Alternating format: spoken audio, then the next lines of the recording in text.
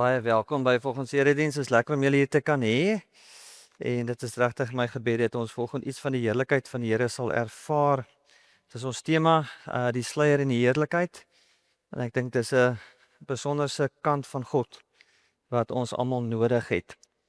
Ek wil vir Herman vra, hy gaan vanoggend vir ons die voorbereiding doen. En ek wil julle aanmoedig as hy vorentoe kom, dat julle tog gebruik sal maak van die geleentheid wat ons vir julle gee om julle gebedsversoeke aan ons bekend te maak, en ons sal graag julle versoeke voor die Here wil bring. Wees ook verseker dat al word jou versoek nie getrek hier in die oggend nie, die versoeke gaan deur na ons gebedsgroep toe, en dat hulle is baie getrou in hulle voorbereiding vir julle versoeke. Soos ek dit in die verlede ook gesê het, jy hoef nie al jou persoonlike inligting te gee as jy 'n privaat mens is nie. Jy kan dit redelik anoniem hou, maar as jy vir ons detail gee, kan ons natuurlik vir jou detail terugvoering gee. Sal ook wonderlik wees dat as jy hier sit, daar vir jou gebid is en jy 'n besonderse belewenis ervaar het, dat jy sal kom getuig van dit wat die Here in jou lewe gedoen het, hoe hy jou gebede beantwoord het. Dit sal vir ons almal ongelooflike geloofsgroei tot gevolg hê. Herman, baie dankie. Ore almal, sluit asseblief die oë.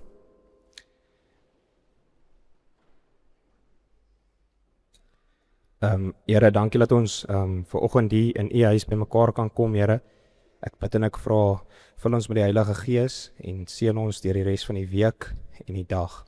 Here, vanoggend wil ek spesifiek bid en vra, gaan asseblief met GF, Willie en Sandra se skoonseun, wat 'n hartaanval gehad het gister. Hy is 36 jaar oud en hy is in die hospitaal in Bloemfontein. Here, ek bid U seën oor hulle. Vul hulle met die Heilige Gees, Here, en ek bid dat alles sal regkom en goed sal gaan, en dat hulle net sal weet, dat hulle op U sal kan vertrou enige tyd, net soos ons ook kan elke dag op U vertrou. Here, U is groot en almagtig, en ek bid dit in Jesus naam alleen. Amen. Amen, baie dankie. Bo op 'n berg was dit vir die Joodse volk altyd 'n baie kosbare en spesiale plek. Hulle het geglo dat God homself op die hoogtes openbaar. En op hierdie hoogtes gaan ons ook vanoggend kuier, en daarom het ek dit goed gedink om 'n gedeelte uit Jesaja 25 en 35 vir julle aantal as die gedeelte waarmee ons erediens begin.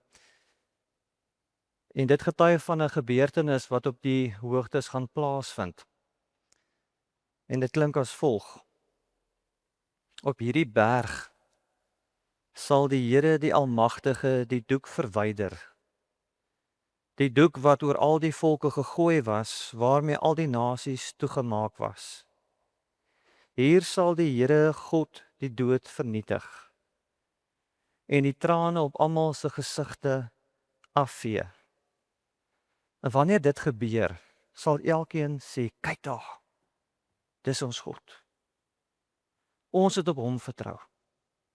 Hy het ons gered. Laat ons bly wees en juig. Die wat deur die Here verlos is, sal juigend in Sion aankom. Hulle sal altyd straal van blydskap. En hulle sal vol vreugde en blydskap wees. Vriende en medegelowiges, ek wil julle groet in die oggend in die naam van die God wat die sluier wegneem. Ek het in my verbeelding gesien hoe dat jy daai teedoeke, jy weet mos daai teegedoeke wat jy so oor die kos gooi en wat die vlee weghou. Ek het so gewens ek kan 'n groot genoeg teegedoek hê wat ek oor julle kon gooi vanoggend. En dat ek daai teegedoek so hier van die kansel af met so 'n poelie kon wegtrek. En dat julle net die ervaring kry van wat dit beteken dat die Here die sluier wegneem. En dat hy vir julle van die heerlikheid laat straal. Ek groet julle volgende in die naam van die God wat die sluier wegneem, want dit wat ons bedek, dit wat ons bedruk maak. Want hy kan dit doen. En hy doen dit gereeld. En mag hy dit ook vanoggend doen. En ek groet julle in die naam van die God wat, wanneer hy die sluier wegneem, ons van die heerlikheid laat straal. Weet julle wat is my grootste droom van vanoggend, is dat julle hier sal uitstap as stralende mense, wat iets van die Here se heerlikheid gesien het, en dit na buite uitstraal. So ek groet julle in die God, in die naam van die God, wat die sluier lig, en ons van blydskap laat straal met die woorde genade vir julle, barmhartigheid en vrede. Hy is God ons Vader, wat sy liefde vir ons kom wys deur sy Seun Jesus Christus, en mag sy Heilige Gees wat hier teenwoordig is, ons stralend maak. Amen. Wanneer 'n mens by die wet van die Here stil staan, dan gaan dit oor twee kante. Die een is om bewus te raak van die heerlikheid van God. En ek wil dit vanoggend probeer doen deur vir julle lied te speel, wat ons nie gaan saam sing nie, wat ons maar net gaan na luister. En hooplik kan ons met die woorde van die lied identifiseer wat sê, U is alles vir my. Die tweede kant van die wet is dat dit moet dan baie sleg wees as jy nooit 'n kans het om te sê, sorry, ek is jammer, ek het droog gemaak hier. Ek weet nie of jy al in 'n situasie was waar jy weet jy droog gemaak het, en jy wil graag jammer sê, maar jy kry nie kans om jammer te sê nie, en dan vreet dit jou so half op, dit pla jou, dit slaap onrustig, is nie lekker nie. Daar's so 'n stuk ongemaklikheid en onrustigheid in jou gemoed. En ek dink die sinvolheid van die wet in 'n erediens om dit te hoor, is om bewus te raak van hoe lief die Here jou het, maar ook om 'n geleentheid te kry om vir Here te sê, Here, jong, ek is jammer, ek het dit nie gemaak die week, en ek het so behoefte net om vir te sê, gee my nog 'n kans. En as die vryspraak wat die Here sê, as ons sondes bely, hy's getrou en hy's regverdig, en hy sal ons sondes nie bly toereken nie. So dis hierdie drie komponente wat ek graag wil hê dat ons moet oordink in die volgende lied, waarna ons net in stilte gaan luister na die woorde, U is alles vir my. Kom ons dink aan die feit hoe lief die Here ons het, en dat hy ons vra om ons naaste lief te hê soos onsself, dat hy in die wet sê, dat hy nie gekom het om ons te veroordeel nie, maar om ons vry te spreek, en dat ons juist die geleentheid het, om net vir die Here te sê, Here, ek is nou die perfekte persoon nie, ek is nie volmaak nie, maar kom vergewe my en gee my 'n nuwe kans. Dis ook 'n sluierlig moment, want ons sit met die sluier van skuldgevoelens, ons het droog gemaak, en hierdie is die geleentheid wat die Here sê, laat ek nou die stuk swaar kry, die stuk ding wat jou bekommerd maak, dat ek dit van jou af wegvat. Kom ons luister na die woorde van die volgende lied, en ek laat die Heilige Gees toe om met jou te werk met hierdie drie komponente van die wet.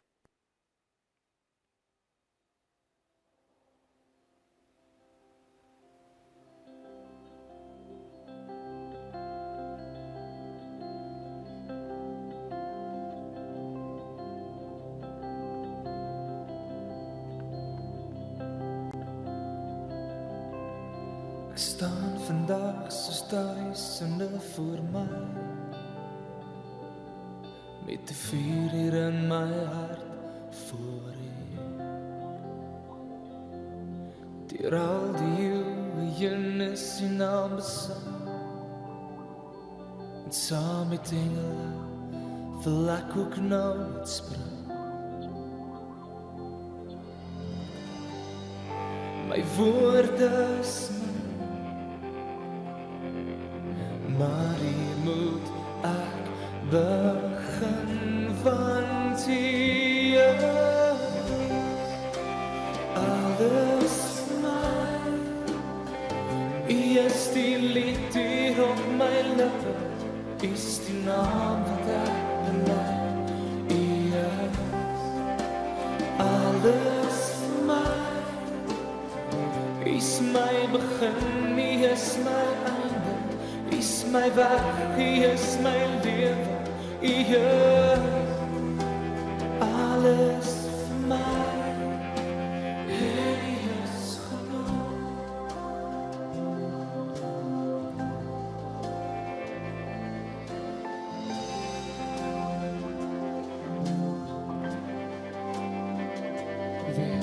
Ek weet dat U my elke lofsang hoor, al wil twyfel die geloof in my kom sien. Solank as wat ek leef, sal ek U prys, tot die dag wat ek ook veilig by U is. My woorde, my woorde is nou, maar hier moet ek begin want hier alles vir my. U is die lied hier op my lippe, is die naam wat ek bely. U is alles vir my, is my begin, U is my einde, is my werk, U is my lewe, U is alles vir my, en U is genoeg,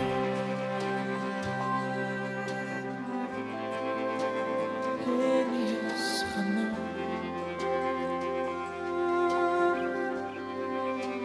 en U is genoeg.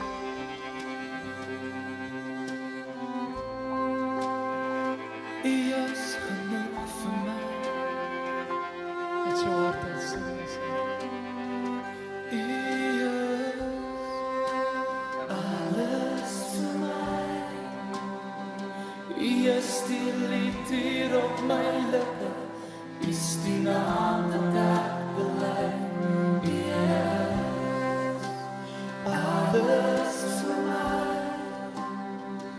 Is my begin, U is my einde, is my werk, U is my lewe, U is alles vir my, en U is genoeg,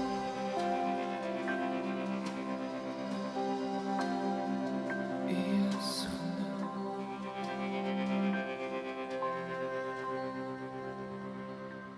Here, dankie dat ons vir 'n oomblik kan stil raak voordat ons uit U woord uit lees. En vra Here dat U deur die Heilige Gees ook nou die heerlikheid van God vir ons sal oopsluit.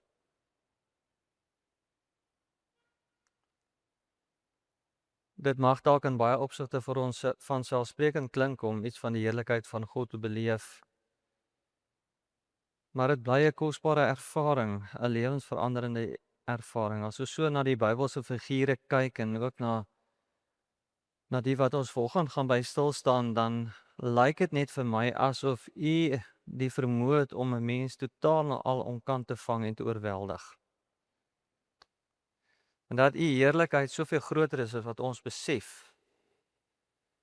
En dat wanneer ons in U teenwoordigheid tyd spandeer, is die glans wat van ons uitstraal baie keer soveel meer as wat ons ooit kan bid of dink. Die effek wat ons het op die mense rondom ons is baie groter. Net omdat ons tyd in U teenwoordigheid spandeer het. So Here, wanneer ons stil raak en voor U voete kom sit vanoggend, vra ek Here dat U ons van heerlikheid sal laat skyn, dat ons U heerlikheid sal ontdek en nooit die tyd in U teenwoordigheid sal onderskat nie, want al voel ons dat ons geen effek op die wêreld rondom ons het nie, het ons juis 'n effek, want daar gaan 'n glans en 'n heerlikheid van ons uit, wat ons dikwels nie besef nie. So Here, help ons om nie net ons effek op die wêreld te wil meet nie, maar ook ons tyd op met U en in U teenwoordigheid, want daarin lê ook 'n ongekende krag. Ek bid dat U deur die Gees nou U heerlikheid vir ons sal openbaar. Amen. Ons skrifgeleesgedeeltes kom uit twee gedeeltes in die Bybel, Ou en Nuwe Testament. Ons eerste is uit Eksodus. En dis Eksodus hoofstuk 34. Ek gaan van vers 29 lees en dan 2 Korintiërs 1 vers 12 tot 18. Julle kan dit saam met my volg. Toe hy, dis nou Moses, van die Sinaï berg afgegaan het, met die 2 plat klippe in sy hand, die klippe waarop die getuienis was hy nie daarvan bewus dat sy gesig blink geword het, terwyl die Here met hom gepraat het nie. Interessante opmerking, en ek dink ons moet dit nie by ons laat verbygaan nie. Salig onbewus van die effek van die Here op hom, het hy die berg afgegaan. Toe Aaron en die Israeliete opmerk dat sy gesig blink, was hulle bang om naby hom te kom. Eers toe Moses hulle nader roep, het Aaron en al die leiers van die volk na hom toe gekom en hy het met hulle gepraat. Daarna het al die Israeliete nader gekom en hy het hulle alles beveel wat die Here vir hom op die Sinaï berg gesê het. Toe Moses klaar met hulle gepraat het, het hy sy gesig met 'n doek toegemaak. Wanneer Moses na die Here toe gaan om met hom te praat, verwyder hy die doek tot na sy terugkoms en wanneer hy van die Here af terugkom, sê hy vir die Israeliete wat die Here vir hom beveel het. Wanneer die Israeliete sy gesig sien blink, trek Moses die doek oor sy gesig totdat hy weer met die Here gaan praat. Dis ons Ou Testamentiese gedeelte en dan spring ons na die Nuwe Testament, na een van Paulus se briewe aan die Korinte. En daar sê hy, as wat aan die verbygaan was van heerlikheid gestraal het, veel meer nog sal die blywende van heerlikheid skitter. Omdat ons hoop hierop gefestig is, tree ons met groot vrymoedigheid op. Ons is nie soos Moses wat sy gesig met 'n sluier toegemaak het nie. Dit moes hy doen om te verhinder dat die volk van Israel sou sien dat die ligglans aan die verdwyn was. Hulle verstand was ook toe en vandag nog bly hulle verstand met dieselfde sluier toegemaak as hulle die Ou Testament lees. Maar die sluier word deur Christus weggeneem vir die wat in hom glo. Maar vandag nog, elke keer as die wet van Moses voorgelees word, is daar 'n sluier oor hulle verstand. Van Moses sê die skrif egter, elke keer as hy hom na die Here wend, word die sluier weggeneem. Die Here beteken hier die Gees, en waar die Gees van die Here is daar vryheid. Ons almal weerspieël die heerlikheid van die Here, want die sluier is van ons gesig af weggeneem. Ons word al meer verander om aan die beeld van Christus gelyk te word. Die heerlikheid wat van ons uitstraal neem steeds toe. Dit doen die Here wat die Gees is. Ons gaan net tot sover lees. So kom ons begin by die Exodus gedeelte. En wanneer Moses hier in vers 29 met sy stralende gesig van die berg afkom, is die verhaal klaar 40 dae aan die gang. Dat hy 'n ongelooflike ontmoeting met die Here gehad het, was 'n hele gesig vol geskryf. Almal het die glans gesien, inteendeel die glans op sy gesig was so intens dat daar staan dat Aaron en die volk teruggedeins het. Hulle was bewus van hierdie ongelooflike heiligheid wat van hom afgestraal het.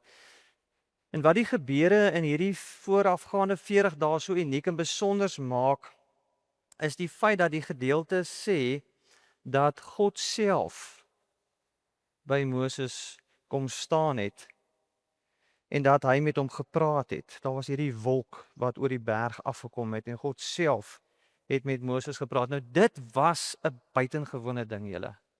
Al het Moses baie, kom ek sê, ervarings en ontmoetings met die Here gehad het, is dit eintlik die uitsondering op die reël. Ja, Moses het vir God die eerste keer gesien daar by die brandende braambos.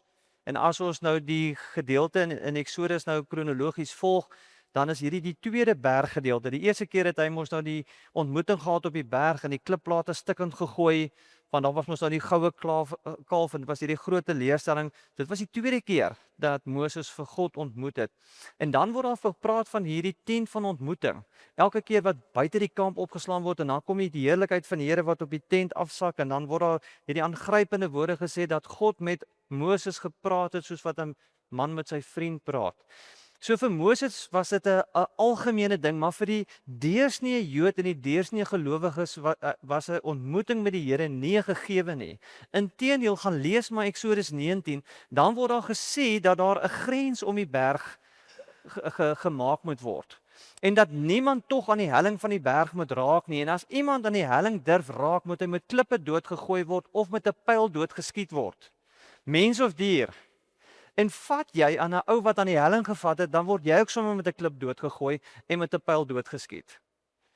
Dit sê iets van hierdie absolute ongelooflike heiligheid van God en hierdie heiligheid en glans en heerlikheid wat dit eintlik onmoontlik maak vir 'n mens om by God uit te kom. En dis die storie van die Ou Testament. Die hele Ou Testament vertel van offers en reinigingshandelinge en tempels en die allerheiligste. En dit vertel van hierdie voorhangsel wat die heiligste van die allerheiligste geskei het. En dat een priester een keer 'n jaar met loting gekies kon word om in die allerheiligste in te gaan om die gebede van die gelowiges aan God te offer. Want hy was net so heilig. Hy was net so ontoeganklik. Niemand kon dit durf waag om in sy heerlikheid in te kom nie. Ons hoor die gebeurtenis van Sagaria, Johannes se pa wat in die allerheiligste ingegaan het met loting. Dit was in 'n sin 'n eens in 'n leeftyd geleentheid. Once in a lifetime. As jy gelukkig is en jy's 'n priester en jy word geloot, het jy die voorreg om met groot voorsorg en rituele en angs en bewing in die teenwoordigheid van God te kom om iets van sy heerlikheid te ervaar en te beleef en dat die heerlikheid op jou afvryf en dat jy die heerlikheid vir die wêreld kan uitstraal. Dis 'n ongelooflike ding wat hier gebeur, julle. Dit was nie sommer dat die Here met iemand kon praat nie. En dit is ook nie sommer dat iemand met die Here kon praat nie. Wat vreemd is vir my in die gedeelte is die rol en die plek van die sluier waarmee Moses sy gesig toegemaak het. Dit bly vir my 'n bietjie verwarrend. Ek weet nie of julle ook so 'n bietjie verlore geraak het met die lees van die simboliek van hierdie sluier nie. Want as hy na God toe gaan, dan wil ek amper sê so ek my gesig wil toemaak met die sluier want ek is bang vir God, maar dan maak hy sy gesig oop. En wanneer hy na die volk toe gaan, wanneer ek nou eintlik die heerlikheid van God vir hulle wil laat straal, dan maak hy nou sy gesig toe. Ek sou dit andersom wou hê. Ek sou wou vir God my gesig wil toemaak, vir die mense my gesig wil oopmaak.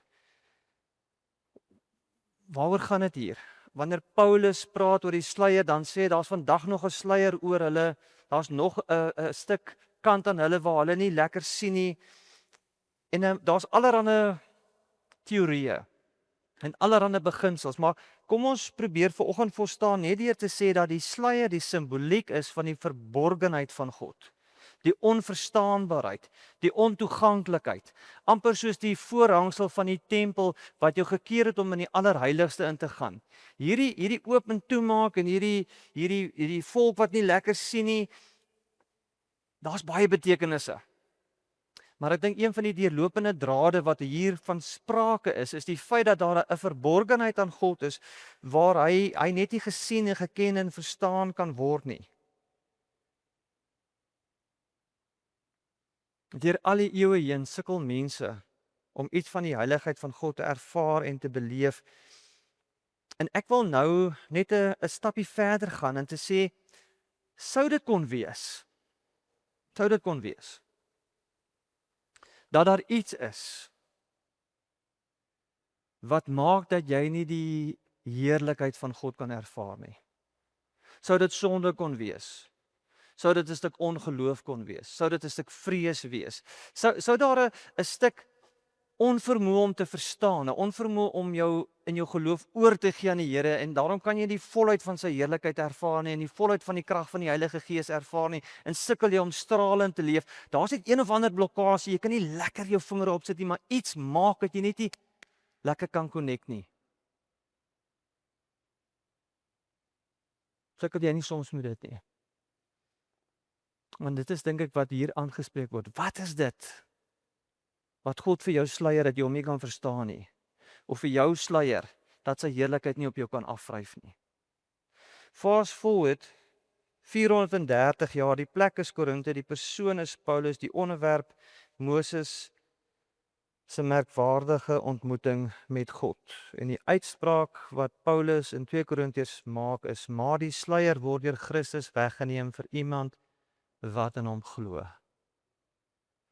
Hier is een van daai misterieuse momente in 'n ou se geloofslewe dat Christus die vermoë het om die ding wat 'n weerstand bied, dat jy nie met die Here God kan connect nie.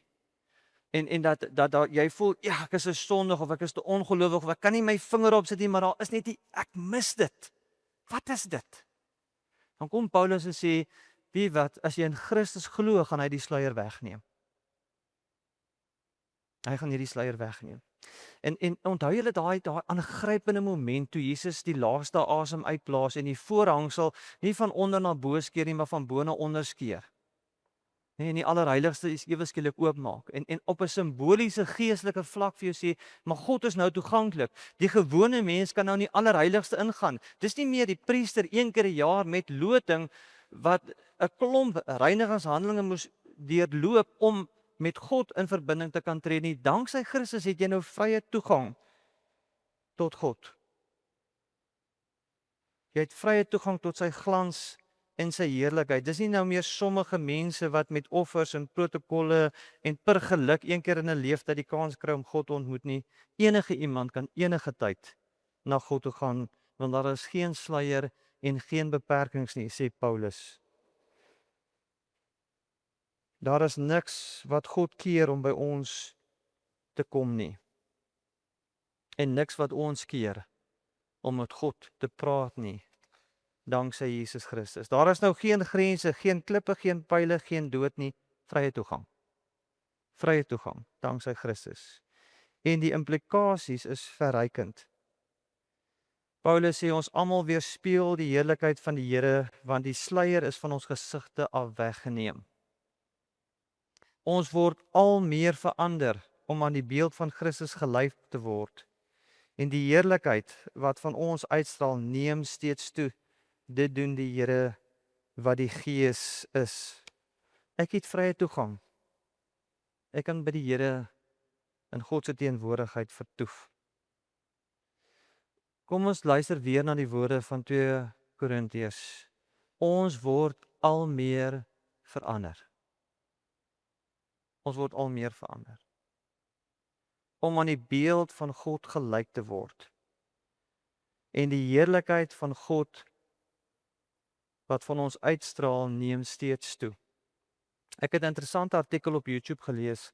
Dit sê men and women spending time together look more like each other over time. According to research, couples who have been together for a long time may appear to look more alike over time, suggesting that men and women in a long-term relationship can start resembling each other to a certain degree due to a shared life experience and unconscious mimicry of facial expressions and mannerisms of those they are close to, potentially leading to a subtle convergence in appearance over time. Al hierdie groot Engelse woorde sê net, ons vryf op 'n manier op mekaar af. Ons vryf op mekaar af. Hoekom? Want ons spandeer tyd op mekaar. En op 'n manier begin ons mekaar mimiek sonder dat ons dit noodwendig besef. En ek dink dit is die beginsel wat hier te sprake kom. Wanneer ons praat van ons word al meer verander om aan die beeld van God gelyk te word. Dis die onbewuste ding wat gebeur deur tyd in die Here se teenwoordigheid te spandeer. Dis daai verandering wat die Heilige Gees in jou doen omdat jy tyd maak om in die woord te spandeer, tyd maak om eredienste by te woon, tyd maak om mannekampe by te woon, tyd maak om vrouekampe by te woon, tyd maak om in 'n selgroep te wees, tyd maak om die Here se teenwoordigheid te spandeer, want dat vryf op 'n manier op jou af en sonder dat jy daarvan bewus is, straal jy die heerlikheid van God uit. Soos wat Moses van die berg af gekom het, al wat hy ervaar het was hierdie ongelooflike teenwoordigheid van die Here. En hy het nie besef wat uit hom uitstraal nie. Julle, daaraan lê 'n ongelooflike geheim. Moenie tyd in die Here se teenwoordigheid onderskat nie. En danksy Christus wat die sluier weggeneem het, kan ons danksy Christus die onverstaanbare kante van God verstaan, want deur Christus raak God aan ons bekend. Deur Christus ontvang ons die vergifnis en die vryspraak van dit waar ons vashou. Kry ons vergifnis van ons sonde, word ons bevry van ons vrese. Moenie die kragtige werking van Jesus Christus onderskat nie. Jy voel ongeliefd, jy voel hopeloos, jy voel nutteloos en ewe skielik hoor jy hoe dat Jesus vir die ongelowige Thomas sê, kom hierso Thomas, wat het jy nodig om te glo? Ek gaan vir jou gee wat jy nodig het om te glo. Hier is my hande, kom steek nie jou vingers in my hande. Hier is my sy, jy wil nou iets voelbaar, tasbaar hê, hier is dit vir jou. En Christus kom oorwin die stuk ongeloof Daar is storms in jou lewe en dit woed en dit woel en jy weet nie wat aangaan nie. En die volgende oomblik lees jy hoe die Here 'n storm stil maak en jy besef die Here kan my storm stil maak. Ons het dit nodig, julle. Ons hoor van 'n skoonseun wat 'n hartaanval kry en ons sit in angs en bewering en dink, wat gaan gebeur? My dogter, my kind, my skoonseun.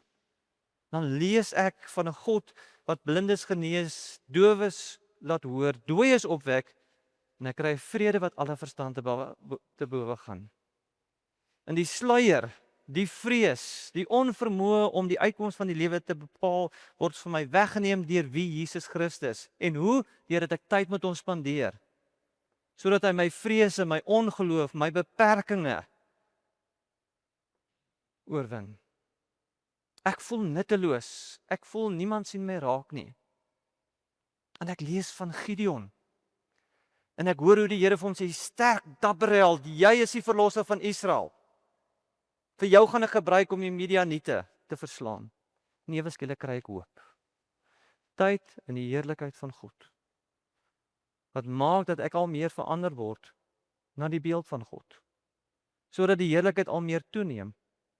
Sodat ek al meer van die heerlikheid van God straal. En ja, so is die Heilige Gees 'n ongelooflike kragtige instrument van God.